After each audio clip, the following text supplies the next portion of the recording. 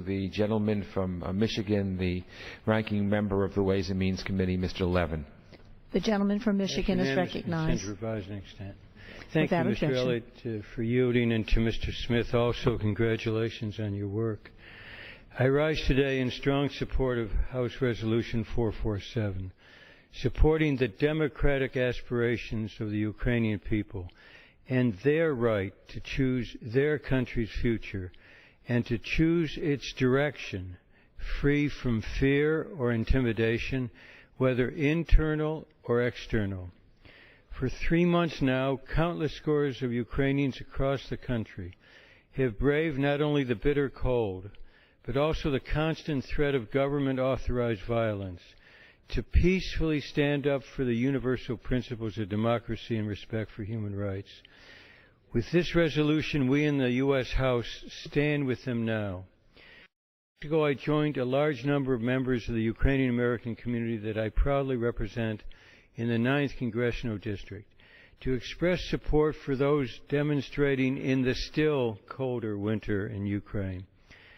As a founding co-chair of the Congressional Ukrainian Caucus and original co-sponsor of this resolution, I believe it's important that the House pass this expression of support for the Ukrainian people. Those on Kiev's Maidan and throughout the country need to know that the world is watching, that the U.S. is watching, that we here are watching, and we support them. I say to them, we are and we do. With colleagues, I recently had the privilege of meeting with opposition members of the Ukrainian parliament. I was struck by what they indicated is their biggest fear and that of the demonstrators.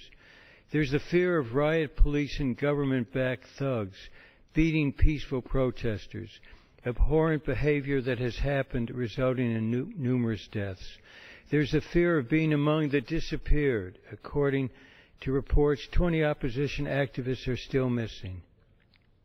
What those brave democratic activists told us that they are most afraid of is being forgotten, of the international community turning its attention elsewhere, of our global commitment to human rights and the rule of law being mere words, idealism overtaken by other foreign policy priorities.